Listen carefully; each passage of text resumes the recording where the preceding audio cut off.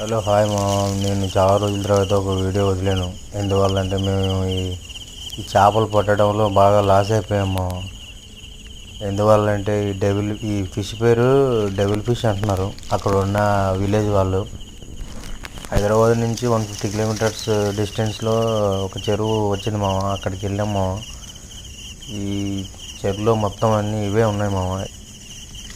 Devil ఫిష్ల వల్ల మాకు మొత్తం అంతా నష్టం తప్ప లాభం ఏం లేదు మామ.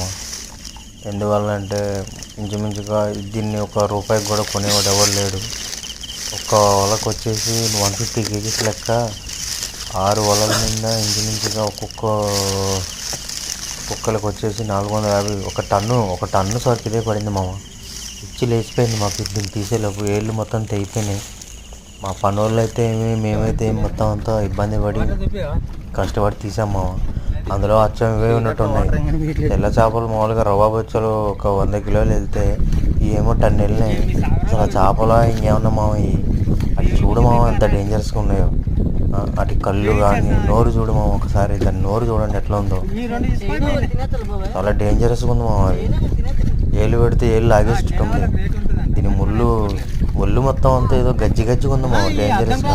అసలు అది చేపగా ఏదో చేపలా ఉంది అంతే. ఈ చేపని చూస్తే నాకు భయం వేసింది మామ ఫస్ట్. తర్వాత అలవాటు అయింది ముట్టుకునేసరికి. ఎందుకంటే మనం గంగపుత్రులం కాబట్టి మనకి ఏదైనా కానీ చేప అలవాటు అయిపోద్ది. 1-2 నిమిషాల్లో దాన్ని పట్టేసుకుంటాం. ఎందుకంటే చాలా అవగాహన ఉంటుంది మాకు చేపల్లో. డెవిల్ ఫిష్లు నేను చూడడం ఇదే ఫస్ట్ టైము. ఈ పడడం కూడా మాకు తక్కువ కాదు, 1 టన్ను పడ్డాయి. అవన్నీ ఒక దగ్గర బయట వేసి మొత్తం అన్నీ ఒక హైవే పక్కన పడేసాము. మొత్తం అన్ని బాక్సుల్లో తీసుకొచ్చి, లేకపోతే ఈ చెరువు ఉంటే చెరువు మొత్తం గలిచేసేసి చెరువైనా మనం కొద్దిగా రిక్వెస్ట్ చేస్తే మన బొలేరోలో తీసుకెళ్ళి మొత్తం పడేసాము. ఈ చేపల అసలు ఏంది మొత్తం నష్టం వీటి వల్ల. మాకు వలలన్నీ పాడైపోయినాయి.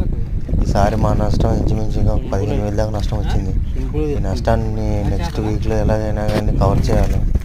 కాబట్టి నాకు కొంచెం సపోర్ట్ చేయండి మా. ఇంకా మంచి వీడియోస్, వెరైటీ చేపలన్నీ పెట్టి మిమ్మల్ని ఆనందపరుస్తాను. బాయ్.